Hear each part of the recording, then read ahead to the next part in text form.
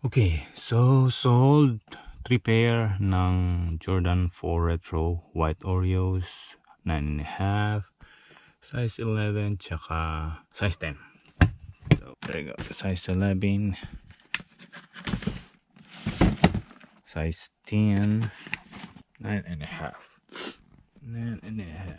Okay, so it's right there. Okay, last na pala tong 9.5 na to. Okay, 3 pairs. Ayun. Halos pare-parehas lang naman ang benta natin nito. 280 yung 9.5. Yeah, mostly to 280. Ganda. 'Di ba? Parang gusto ko na talagang mag-keep sa akin ay. What do you think?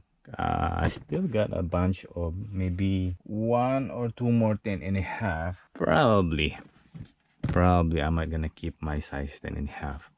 I like the colorway. It's gonna be a lit to any kind of outfit. So what do you think?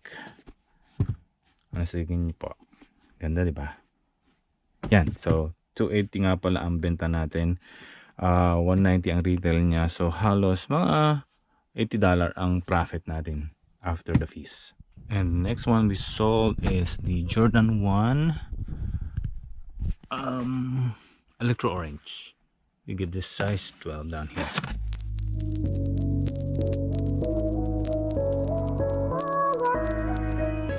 So ayun nga, here we go. We sold this Nike Shock TL Neymar Jr. Ang retail nga pala nito is 175. Ang nabenta natin sa GOAT ng 180. So more than sa retail niya. Say 175 at benta natin ng 185 after the fees. So ang laki ng kita natin dyan. Kasi restock natin nakuha to, less than 100 yata ang kuha ko niya. Mga siguro 75 or something.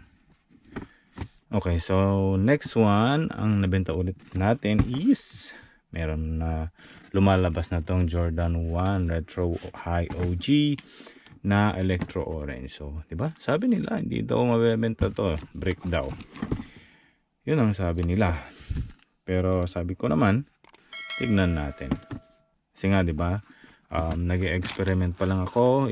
I'm doing some experimentation. I don't know really what is one really profitable. It's just me here, a beginner.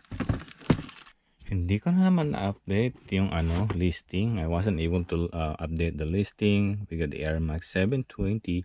Actually, we sold 2 pair of this one. I sold yung 8.5 tapos size 10.5.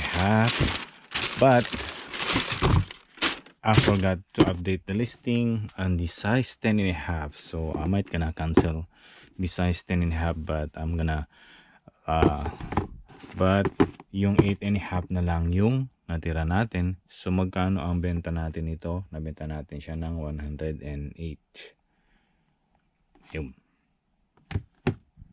may pahabol pa. So sold this one, the last pair of the Air Force One utility, retail on 145. I got this for about $75 when they did a restock online, Nike.com, and sold it for 126.22.